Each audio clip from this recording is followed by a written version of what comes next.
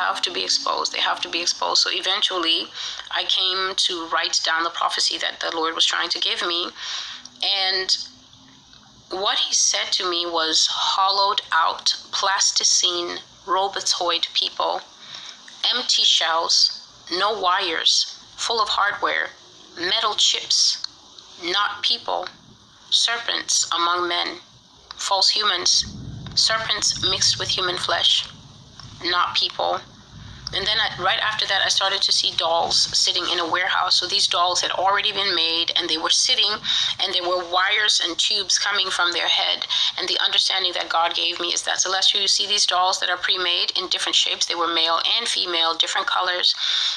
God showed me that anytime a doll is needed to go out in the real world, this is to fall in love, to make a girl fall in love with it, or to make a boy fall in love with it, they will take the doll and then they will connect it to something, and then they load a consciousness on the doll exactly the way you get a new computer, and then you take your disk drives and you make a transfer from your drives to the computer, and then the computer basically now has a brain. The computer's brain is everything you put on it, or you can download all your information from the cloud and put it on your laptop or your desktop, and then now it has a brain, it has a computer, it's thinking. Before that, it's just an empty shell.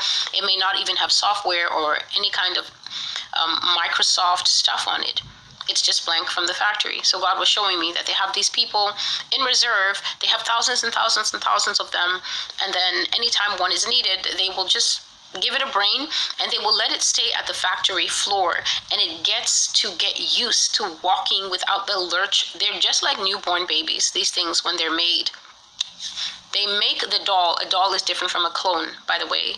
The clone will open its eyes and will need very little downtime because the clone is actually grown off the human material. So if you have a mole, your clone is coming with a mole. If you have a scar, even if the clone is newborn, the clone is coming with the scar because it's coming to be an exact replica of you in the world. That means if you need some time off and you go off to some mountain retreat, but you want to keep your job, your clone will go to work, and your clone will not struggle, because when the clone is made, they give it all your memories, all your everything.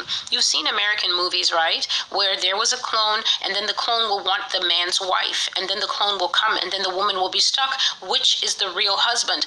They both will be able to say, remember when we went to so-and-so place? It is actually very hard to get the clone off your back. It is actually very hard to get the clone off your back because the clone has all your memories, and the clone thinks like you think.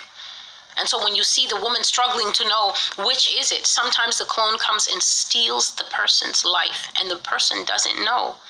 The spouse doesn't know because it's a perfect replica.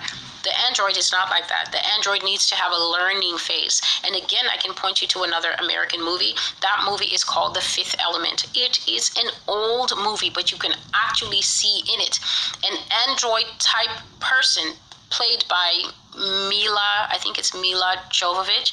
She plays someone who has to learn about humanity by watching very rapid clips of human history and human everything played into her mind, and then she picks it up because she's not a person. So if you can find an old movie like that showing you that these things are done, then the last step now is to just get over the incredulity, to understand that you live in a country whereby made for TV is actually translated as made for you. That TV is there to inform you of everything that has been done and that shall be done in the future. And so here is the picture of the android doll, and I found it in such a way. Look at that doll. I wish you could see how stunningly pretty she is. And what God was telling me was, no one will actually know that that's an iron skeleton in that thing, because once her middle part is closed up, once the middle part is closed up, God says, please hear, it was his words, not mine. He says that this doll can come to a party and laugh and generalize and make eye contact. And God said, which man is it? When this stunning supermodel type thing looks at you, he said, which of them is going to be able to resist that doll? This doll can kill you, sir. You can have what you think is an amazing encounter at a party, at a bar, and follow it home. And it can kill you just for fun. And then you will just be another unsolved statistic. Because as you can see, she has a titanium skeleton. She's not built like the rest of us, that you can just shake like a doll. The doll can shake you.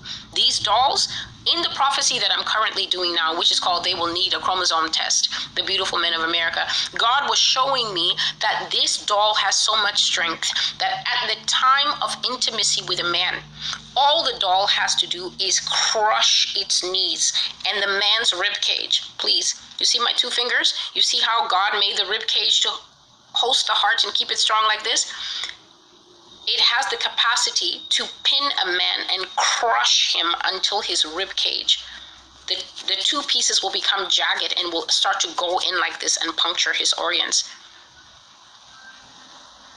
The girl can look at the man and do that, and he will die lying there thinking he's having what he thought was a good time. It can do that and just go fingerprintless because it's a doll.